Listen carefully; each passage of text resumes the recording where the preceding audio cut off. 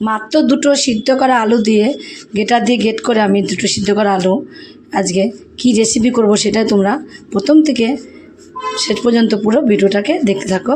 তো দারুণ স্বাদের একটা রেসিপি তৈরি করবো আজকে এই মাত্র দুটো সিদ্ধ আলু দিয়ে। তার জন্য এখানে দেখো দুটো সিদ্ধ করা আমি আলু নিয়েছি, আলু দুটোকে আগের থেকে সিদ্ধ করে নিয়েছি।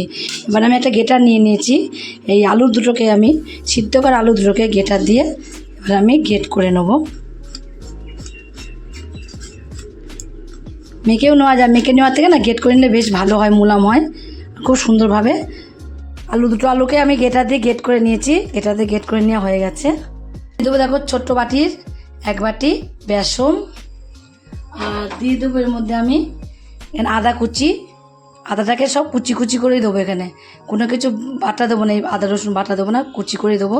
এখানে রসুন কুচি, কাঁচা লঙ্কা কুচি, পেঁয়াজ কুচি। দেখো চিকেন নিয়েছি, চিকেনটাকে আমি একদম পুরো কুচি কুচি করে কেটে নিয়েছি, একদম ঝিরি ঝিরি করে। এভাবে বোল্ডের চিকেন, এই বোল্ডের চিকেন এখানে 2 পিস নিয়েছি, বোল্ডের চিকেনটাকে এর মধ্যে দিয়ে দেবো। কাঁচা লঙ্কা দিয়েছি, অল্প একটু লঙ্কার গুঁড়ো দেবো, ঝালটা তোমরা যে যেরকম খাবে সে সেরকম দিয়ে দেবে। জিরের গুঁড়ো দেবো, ধনের গুঁড়ো দেবো, হলুদ গুঁড়ো দেবো, মিট মশলা দেবো অল্প করে, এর মধ্যে অল্প করে। চাট মশলা দিয়ে না খুব একটা টেস্টিং আসে। সব কিছু দিয়ে আমি এগুলো মেখে নেব। সব কিছু ফোড়ন দিয়ে দিয়েছি, যা যা দেওয়ার দিয়ে এবার একটু মেখে নেব। যেহেতু পেঁয়াজ আছে, চিকেন আছে, জল জল ভাব, তাই জন্য আগে প্রথমে আমি জল দেবো না, আগে মেখে দেখব যদি জল লাগে। আর আলুটাও তো তোমরা জানো যে আলুটা গেটা দিয়ে গেট করলে অনেকটা নরম হয়, আর সিদ্ধ করার একটা আলু যেহেতু তার জন্য অনেকটা নরম হয়। দেখো জল কিন্তু আমি দিইনি, এখন জল না দিয়েই মাখাটা একটু জল দিলেই হয়ে যাবে, বেশি জল কিন্তু এর মধ্যে দিতে হবে না।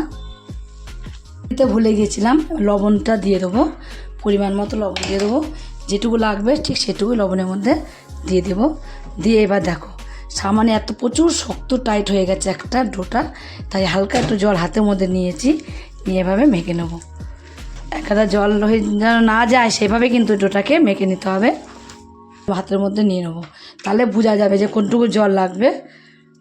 আগেই বলেছি যেন বেশি পাতলা না হয়, একটা শক্ত বেশি না হয়, একদম বেশি পাতলাও না বেশি শক্তও না। তোমাদের তৈরি করে দেখাচ্ছি কীরকম ঠিক হতে হবে। আর আমি যে জল দিয়েছি, তোমরা যদি মনে করো জল দেবো না, একটা ডিম ভেঙে দেবো এর মধ্যে, তোমরা কিন্তু ডিম ফাটিয়ে এর মধ্যে দিয়ে দিতে পারো, তাহলে কিন্তু আরও বেশি সুন্দর হবে খেতে, ডিম ফাটিয়ে দিলে। একদম মেখে নেওয়া আমার। এবার এটাকে আমি 5 মিনিটের মধ্যে একটু সেট হওয়ার জন্য রেখে দেবো। আমি রেস্টে রেখে দেওয়ার পরে দেখো এর মধ্যে আমি একটু হাতের মধ্যে সুজি নেব, সুজি নিয়ে এইভাবে দিয়ে দেবো। আমি এখানে সুজি দিচ্ছি, তোমরা যদি মনে করো চালের গুঁড়ো দেবো চালের গুঁড়ো দিতে পারো, কিন্তু সুজিটা দিলে বেশি ভালো হয়। সুজিটা আমি আগেও দিতে পারতাম, আগে দেবো না, এখনই দিলাম। আগে দিলে এসব মিশে যাবে পুরো, একটু মচমচে হবে, এখন দিলে শক্ত শক্ত ভাব থাকবে, তার জন্য আমি এখন ঠিক ভাজার সময় এটাকে সুজিটাকে দিতে হবে। এবার আমি আর রেস্টে রাখবো না। ওদিকে তো আমি রেস্টে রেখে দিয়েছিলাম, ওটা রেস্টে এখন আর রাখিনি, প্রথমে রেখে দিয়েছিলাম, তারপর রেস্টে রাখার দরকারও নেই। তার আগে আমি এখানে গ্যাসে একটা ফ্রাই প্যানে কিছুটা তেল বসিয়ে দিয়েছি, তেলটা কিন্তু গরম হয়ে গেছে। তেলটা গরম হয়ে গেলে যে মিশ্রণটা তৈরি করে রেখেছিলাম এখানে অল্প একটু হাতের মধ্যে নিয়ে নেবো, নিয়ে এইভাবে গোল গোল করে নেবো, গোল গোল করে নিয়ে দিয়ে দেবো, হাতের মধ্যে গোল করে নেবো। আগেও গোল করলে হতো, কিন্তু তোমরা এইভাবে গোল করবো আর দিয়ে দেবো, গোল করে রেখে দেবো না। তোমাদের বললাম না রেখে দেবো না রেস্টটা, তার জন্য গোল করবো আর এভাবে দিয়ে দেবো, কিন্তু গোলগুলো করবো। কিন্তু আলু থাকলেই তোমাদের সুন্দর একটা রেসিপি তৈরি হয়ে যাবে, নিজেই বাড়িতে তৈরি করা যাবে। এইসব উপকরণ কিন্তু এখন প্রত্যেকের বাড়িতেই থাকে, সবসময়ের জন্যই থাকে। পিঠ হয়ে গেছে, আর এক পিঠ আমি এভাবে উল্টি দিয়েছি, পাল্টি দিয়েছি, কিন্তু ভাজা হয়নি এখনও, পুরো ভাজা এখনও বাকি আছে। একটু মচমচে করে ভেজে নেবো এগুলো, কিন্তু একদম ভাজা এখনও 2 পিঠই হয়েছে, হালকা হালকা হয়েছে, এক পিঠ হালকা হয়েছে, এক পিঠ একটু ভালোভাবে হয়েছে, কিন্তু আরেক পিঠও ভালোভাবে ভাজতে হবে। 2বার 3বার করে পাল্টিয়ে কিন্তু মচমচে করে ভেজে নেব। প্রথমে কিন্তু গ্যাসের ফ্লেমটা একটু কমিয়ে আমি ভেজেছিলাম, আর একটু ভেজে নিতে হবে, কমিয়ে একটু ভালোভাবে ভেজে নিতে হবে। ভেজে নিয়ে তারপর এবার একটু গ্যাসটাকে বাড়িয়ে দিয়েছি, এবার বাড়িয়ে দিয়ে ভেজে নেব। না অনেকটা তেল এর সঙ্গে টেনে নেবে, ওগুলোকে তুলে নেব, তুলে ভালো করে তেলটাকে ঝরিয়ে নেব, তেলটাকে ঝরিয়ে নামিয়ে দেবো।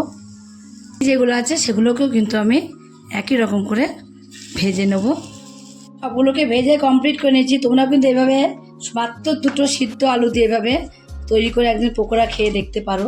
যদি তোমাদের কাছে ভালো লাগে রেসিপিটা, তোমরা যদি ফেসবুক থেকে দেখো ফেসবুকের পেজটি ফলো করে দেবে, যদি ইউটিউব থেকে দেখো ইউটিউবের চ্যানেলটি সাবস্ক্রাইব করে দেবে, পাশে থাকা বেল আইকনটা প্রেস করতে ভুলবে না, তাহলে নতুন নতুন রেসিপি তোমাদের কাছে তাড়াতাড়ি পৌঁছে যাবে।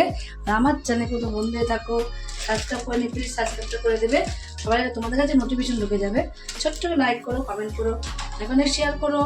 নমস্কার বন্ধুরা, দেখা হবে আবার পরের রেসিপিতে।